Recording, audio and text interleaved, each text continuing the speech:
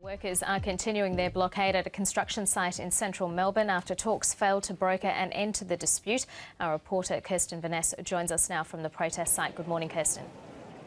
Good morning. Look, crowds continue to build here at Lonsdale Street. They've been here since early this morning. It's hard to estimate just how many there are, but it's got to be clearly hundreds, probably thousands of people. They stretch right down a city block of Lonsdale Street and spill out over onto the sidewalks. Joining me now to discuss the dispute between the CFMEU and Grocon is the National Secretary of the CFMEU, Dave Noonan. Good morning, Dave. Good morning, Kirsten. Look, how long is this crowd going to remain this morning?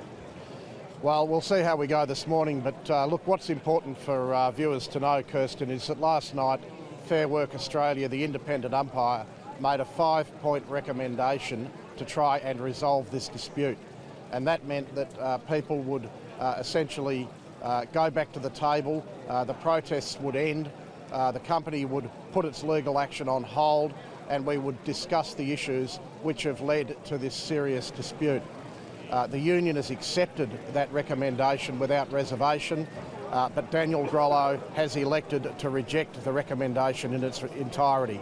So we're calling on Grocon to come back to the table, to sit down with the independent umpire, to accept the recommendations of Fair Work Australia and to actually start dealing with the essential issues which need to be discussed to resolve this difficult dispute. But isn't this action illegal anyway? The Supreme Court ordered the blockade to stop. Well, what you're seeing here is peaceful protest action, and peaceful protest is still legal in this country the last time I looked. Peaceful protest by construction workers is what saved the built environment in the Rocks of Sydney, Queen Victoria Market in Melbourne. Peaceful protest in the community is what brought Australia's involvement in the Vietnam War to an end. We make no apology for standing up for the rights of workers on construction sites, for standing up for safety, and for saying that Grocon needs to respect the rights of workers to have a union, to be represented by a union. We make no apology for that. Didn't Grocon say that it would continue talks at Fair Work Australia if the blockade was stopped, though? What Grocon has said is that they entirely reject the recommendation of the independent umpire, Fair Work Australia. We spent 5 hours last night with the President of Fair Work Australia, Ian Ross, working through the issues. President Ross worked very hard to try and bring the parties together. In the end, a recommendation was made.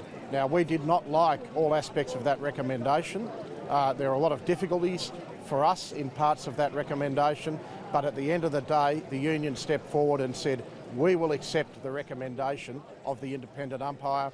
Daniel Grollo, for reasons best known to him, has said that he rejects that recommendation.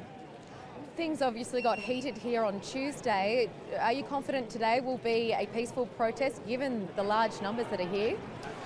The union and its officers will be doing everything possible to ensure that the protest is peaceful.